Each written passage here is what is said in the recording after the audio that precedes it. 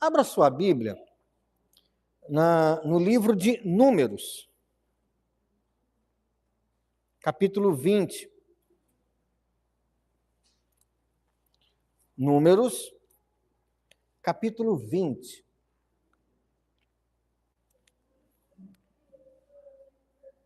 Versículos de 1 a 13. Números 20, de 1 a 13.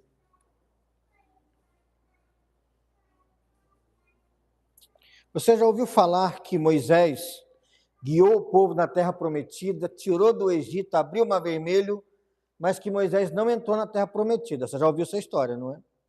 E por que ele não entrou? É esse texto que nós vamos ver nessa noite.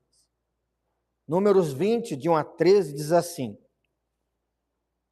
Chegando os filhos de Israel, toda a congregação ao deserto de Zim, no mês primeiro, o povo ficou em Cádiz.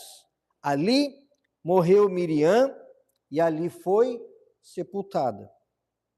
Não havia água para o povo, então se ajuntaram contra Moisés e contra Arão. E o povo contendeu com Moisés e disseram: Antes tivéssemos perecido quando expiraram nossos irmãos perante o Senhor.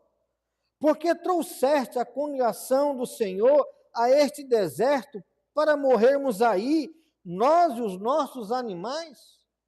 E por que nos fizeste subir do Egito para nos trazer a este mau lugar, que não é de cereais, nem de figos, nem de vides, nem de romãs, nem de água para beber?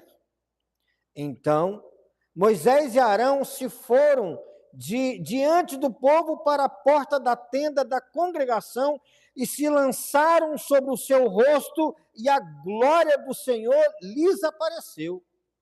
Disse o Senhor a Moisés: Toma o bordão, ajunta o povo, tu e Arão, teu irmão, e diante dele falai à rocha e dará a sua água. Assim lhe tirareis água da rocha e dareis a beber à congregação e aos seus animais. Então Moisés tomou o bordão de diante do Senhor, como lhe tinha ordenado.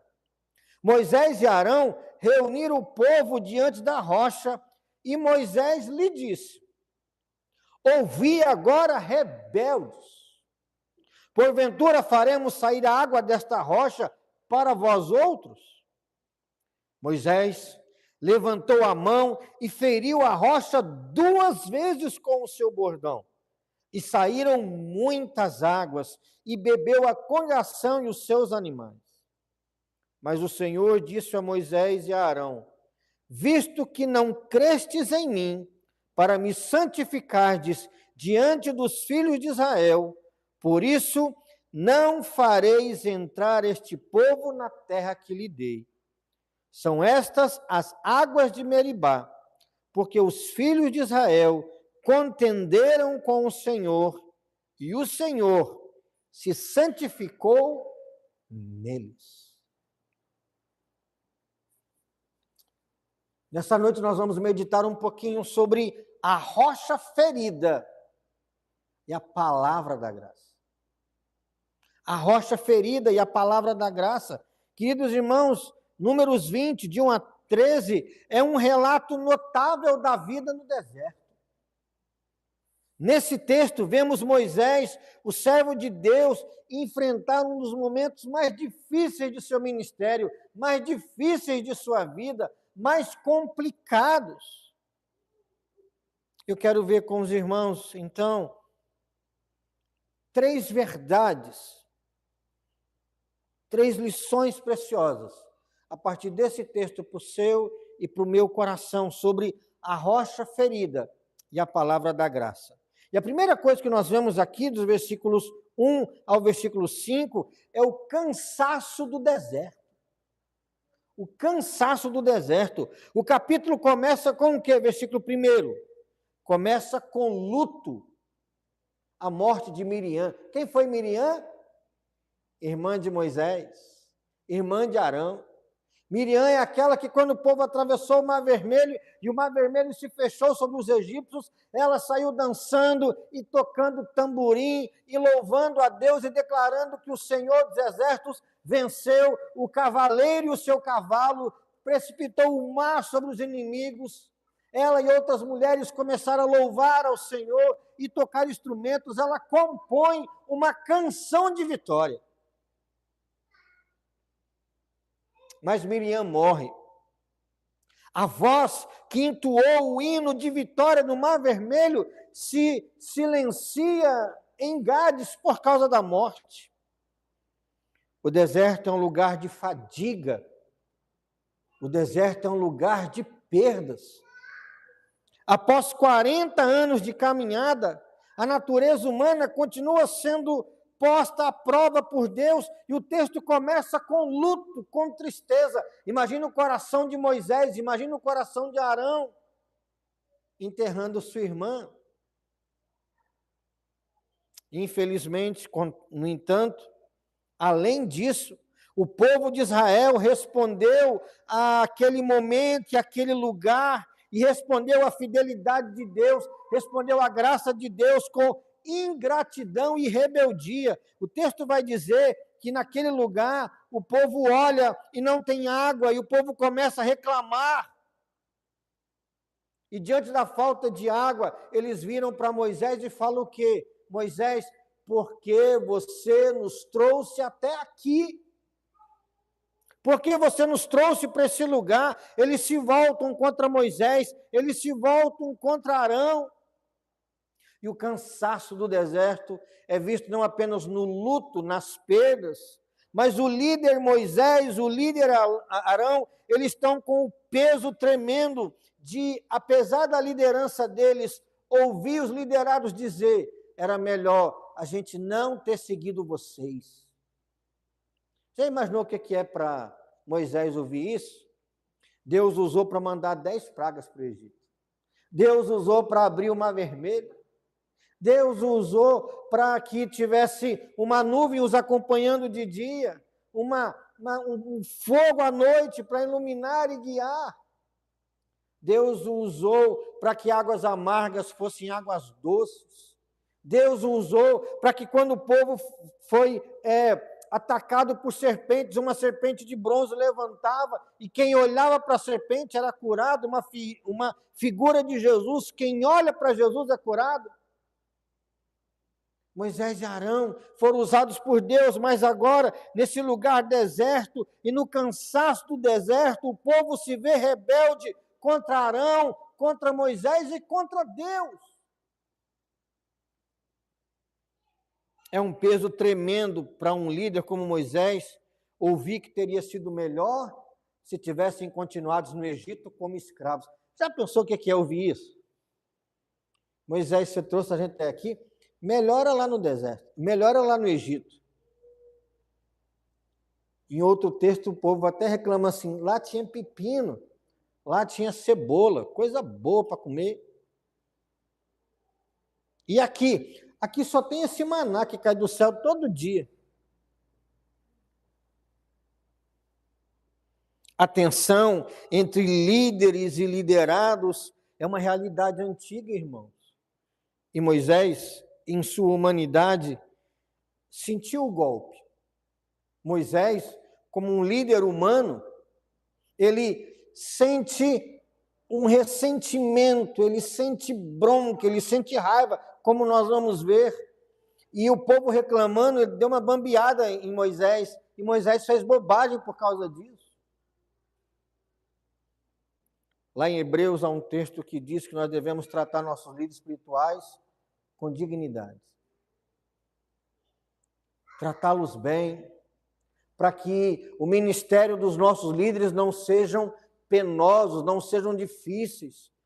Porque quanto mais nossos líderes forem abençoados pelos liderados, melhor os líderes cuidarão dos liderados. Mas aqui, no cansaço do deserto, no luto, na sede, na bronca, Moisés é confrontado e, em sua humanidade, ele sente golpe, sente pressão.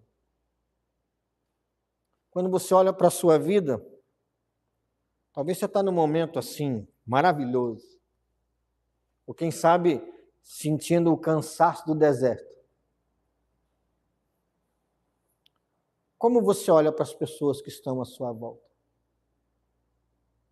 Que lideram você. E o contrário. E as pessoas que dependem de você, quando reclamam, como é que você fica? O cansaço do deserto. Mas há uma segunda verdade nesse texto que vai nos preparar depois para o que acontece no final dele. É que nos versículos 6 a 9 nós podemos ver a glória de Deus e a resposta da graça de Deus. Diante da crise, Moisés e Arão, ao ouvirem o povo reclamar, fizeste-nos subir do Egito, era melhor ter ficado lá. Moisés e Arão fizeram o quê? A melhor coisa que eles podiam fazer. Eles deixaram o povo, foram para a tenda da congregação e se prostraram diante de Deus.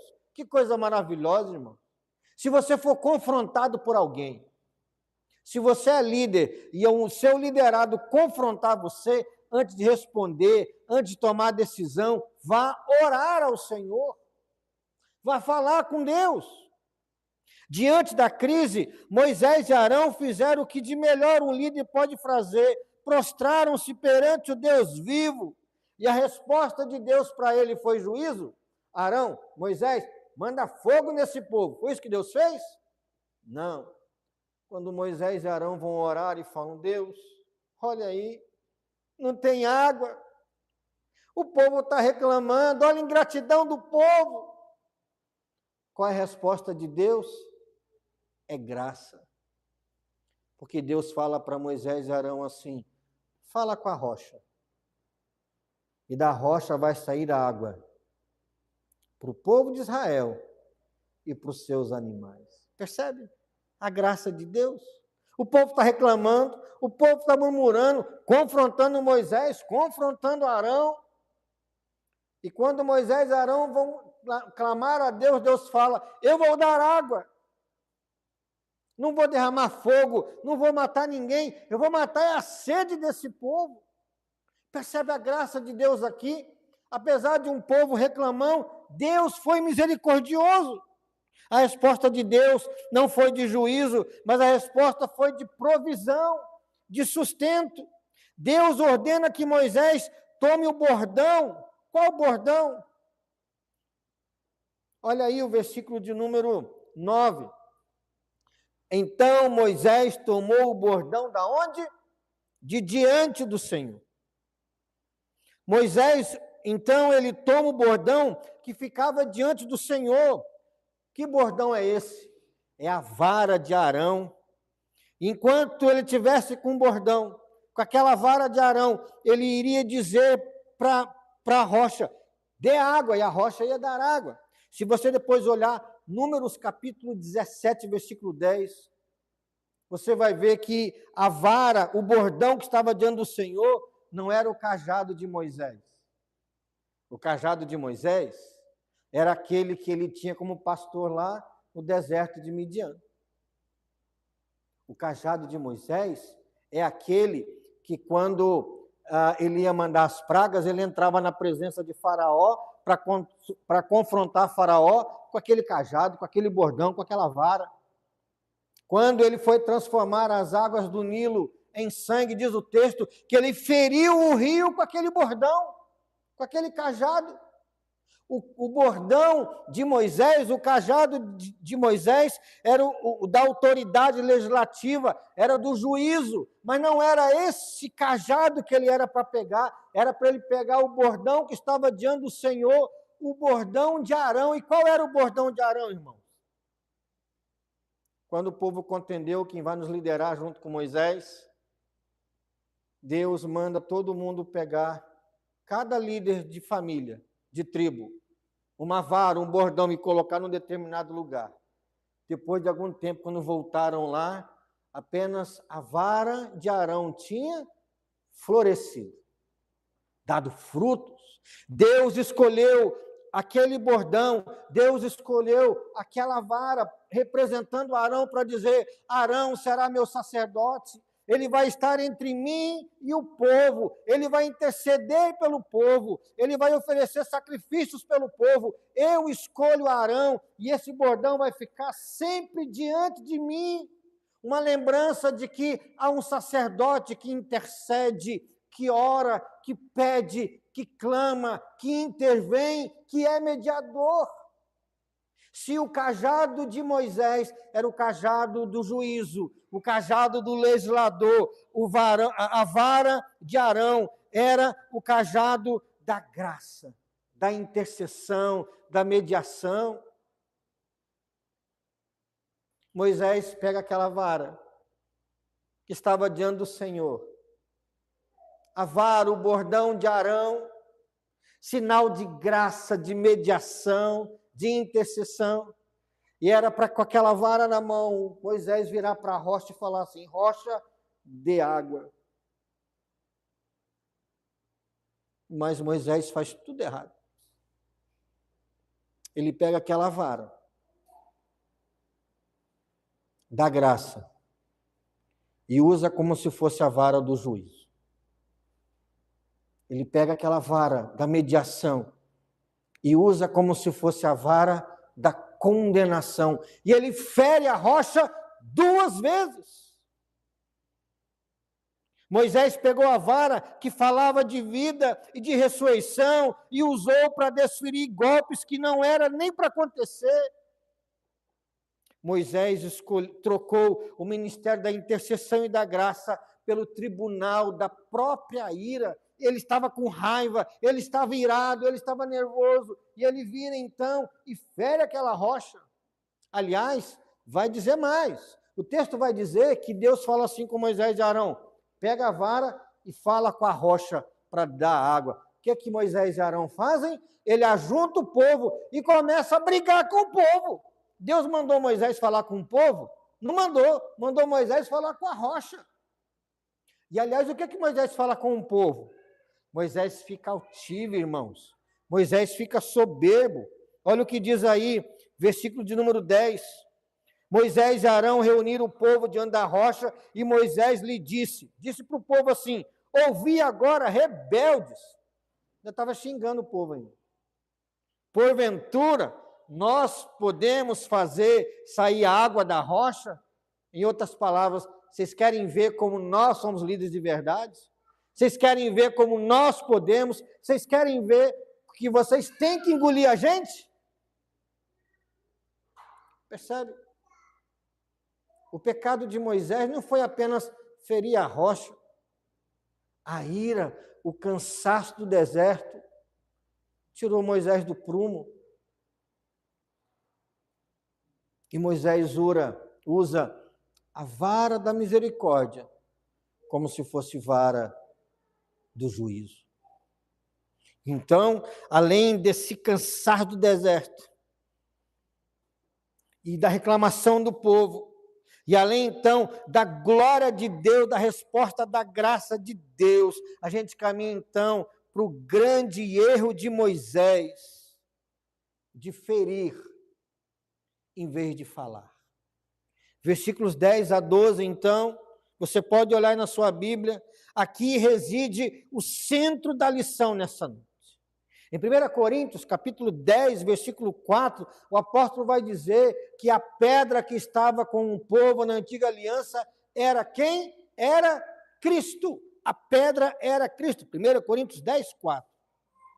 Em Êxodo 17, depois você pode olhar na sua Bíblia, em Êxodo 17, havia uma rocha e o povo queria beber água. E Deus fala com Moisés assim: fere a rocha com a vara e vai sair água. E Moisés vai lá, fere a rocha com água, fere a rocha com o cajado e sai água. Tipificando Cristo sendo ferido na cruz. Quantas vezes? Quantas vezes Jesus Cristo morreu na cruz por nós? Uma vez. O sacrifício perfeito do ofertante perfeito. A Bíblia vai dizer que ele morreu uma vez por todas para nossa salvação. E lá em Êxodo 17, então, a rocha foi ferida por Moisés uma vez. um tipo de Cristo, referindo-se à morte dele na cruz uma única vez para nos salvar. A rocha jamais, que simbolizava Cristo, a rocha jamais poderia ser ferida 2 vezes, ou 3, ou 4. O tipo, a sombra, a pré-figura do Antigo Testamento que aponta para a figura do Novo Testamento, que é Jesus, ela não podia ser denegrida, desfocada, desfeita, toldada, apagada. O tipo ou a sombra que apontava para Cristo não podia ser desfigurado por Moisés. Moisés pega a vara da misericórdia, pega a vara da graça e fala para a rocha liberar água e a água vai sair. No entanto, ele fere a rocha 2 vezes. Não, irmãos. O sacrifício de Cristo é uma única vez. A ferida de Cristo é uma única vez. Porque é uma ferida feita numa oferta perfeita. Moisés, num ímpeto de ira, num ímpeto de raiva, ele chamou o povo de rebelde e feriu a rocha 2 vezes. Ele usou a força onde Deus mandou ele usar o quê? A palavra. Ele usou o juízo onde Deus queria manifestar o sacerdócio, a mediação e a graça. Ao ferir a rocha, Moisés quebrou o símbolo da obra perfeita e completa de Cristo Jesus. E como nós podemos aplicar esse texto todo para você e para mim? 3 aplicações para a gente encerrar nessa noite. Mesmo com a falha de Moisés, Deus fez a água sumir? Não, a água jorrou. E o povo bebeu, e os animais beberam. E disso, então, podemos tirar 3 lições breves. Tem mais, mas eu separei 3. Primeiro, para você e para mim. Cuidado, meu querido irmão, minha querida irmã, com os atalhos emocionais. No cansaço da liderança ou no cansaço da vida cristã, é tentador trocar a palavra pela força. Olha o atalho emocional aí. Ter paciência, eu vou chegar arrebentando. Cuidado com o atalho emocional. Não tente resolver no braço ou na ira o que Deus mandou resolver à base de oração, de obediência, de discernimento espiritual. O cansaço do deserto não é desculpa para a gente fazer o contrário do que Deus manda. Não é desculpa para usarmos a nossa força. Mas, pelo contrário, o cansado do deserto é motivo para a gente usar o quê? Todas as ferramentas que Deus nos dá. E obedecê-lo. Cuidado com o atalho emocional. Segunda lição, segunda aplicação. A graça é maior do que o líder que falha. A graça é maior do que o líder que falha. A água correu abundante. Se fosse você, no exercício, se você estiver no lugar de Deus, Moisés fala para a rocha é símbolo do meu filho, que já foi ferido, e vai lá e ele fere a rocha 2 vezes. Você liberaria água para o povo? Talvez você, com seu sentimento humano e eu no meu sentimento humano, a gente faria o quê? Negativo, vai morrer todo mundo de sede. Deus não é como nós. A graça dele é superabundante. A graça dele é maravilhosa. A graça dele é cheia de esplendor. E a graça é maior do que o líder que falha. A água correu abundante, e isso nos consola porque mostra que a nossa sede espiritual, ela não é saciada pela perfeição do pastor, ela não é saciada pela perfeição do líder. A nossa sede espiritual, ela é saciada pela fidelidade da rocha, e a rocha é Jesus. Porque tem líder que mente sobre Jesus para a sua igreja. E mesmo assim, Jesus é gracioso para abençoar a sua igreja. Já pensou? Se para a gente ser feliz e abençoado, dependêssemos de líderes humanos impecáveis, infalíveis, estava todo mundo afundado. Mas a graça de Deus é muito maior do que os líderes que falham. Jesus é a fonte que nunca falha, mesmo quando os homens falham. Moisés falhou. Feriu quando era para falar. Usou o bordão errado. Mas Deus, que já tinha resolvido saciar a sede do seu povo, não parou por causa de Moisés fazendo bobagem. Terceira e última aplicação, lição para você e para mim, é o chamado para santificarmos a Deus. Moisés e também Arão, olha o que diz o texto aí, versículo 12. Visto que não, mas o Senhor disse a Moisés e a Arão, visto que não crestes em mim, para me santificardes diante dos filhos de Israel. Ou seja, como é que vocês iam me santificar? Me obedecendo.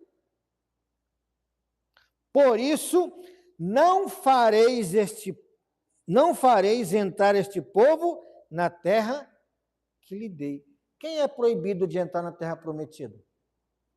Moisés e Arão. Os dois. A gente sempre fala mais de Moisés, né? Mas Arão também não entrou.